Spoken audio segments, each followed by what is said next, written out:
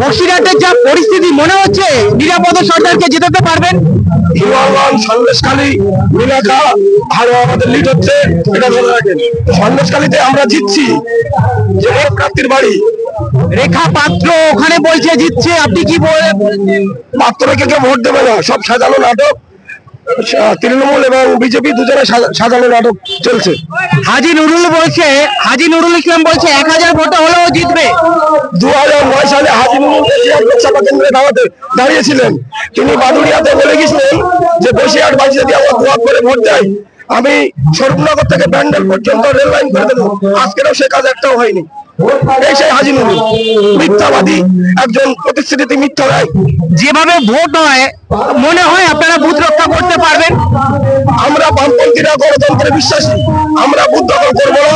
গণতন্ত্রের রায় ছেড়ে দেবে, সেটাও মানুষ মাথা পেতে মেনে নেবে। জনগণ যেটা রায় দেবে মাথা পেতে নেবেন? অবশ্যই, জনগণের রায়টাই সবচেয়ে বড় রায়। আচ্ছা, আপনারা যে বলছেন ওখান থেকে জিতবেন, আপনারা গতবারে আপনাদের ভোট পার্সেন্টেজ অনেক কম ছিল, সেখানে কিভাবে রিকভার করবেন? 2019 সালে যে লোকসভা ছিল, ওই লোকসভাটা পুয়ারাম কাণ্ড করলো নরেন্দ্র মোদীজি। এইভাবে সাম্প্রদায়িক বিভাজন করে রাজনীতি হয় না।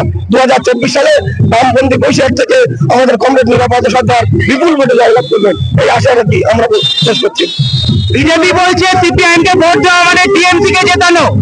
আরে দুটো সরকারি ভোট, দুটো সরকার, এক রাজ্য সরকার, এক কেন্দ্র সরকার, দুটো সরকারই তো গঠন।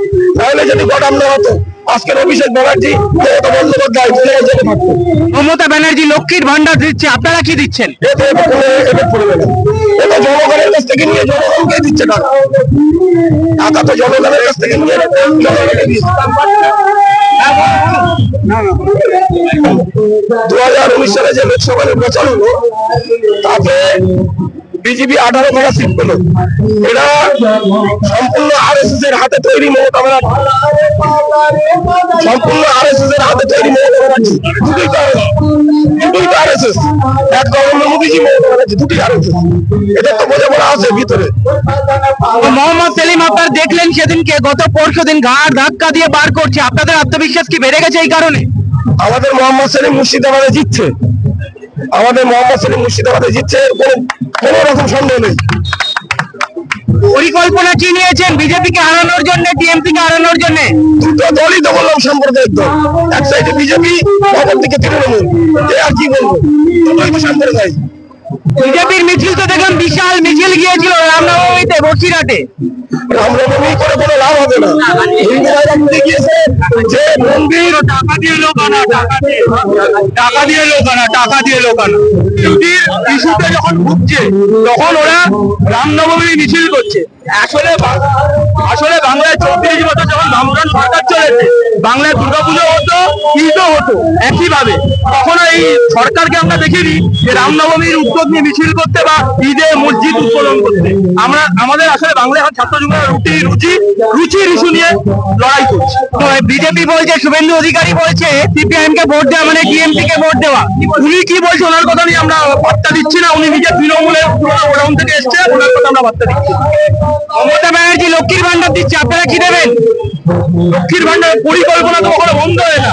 আসলে আজকে দুর্নীতি হচ্ছে, মমতা ব্যানার্জি 500 টাকা করে 1000 করেছে। আগামী দিনে বামফ্রন্ট সরকার যদি আসে, এটা যদি স্বচ্ছতার সাথে আমাদের সরকার চলবে। আমরা দেখেছি আগে এই 1000 টাকাটা বেড়ে আগামী দিনে 3000 থেকে 4000 হতে পারে। 1000 টাকা করে লক্ষ্মীর ভান্ডারে দিচ্ছে, আর এদিকে দাদার পকেট দিয়ে 3000 টাকা নিচ্ছে। পার ইউনিটে 1 টাকা 65 পয়সা করে বাড়িয়েছে ইলেকট্রিক বিল, এগুলো কেউ দেখছে না।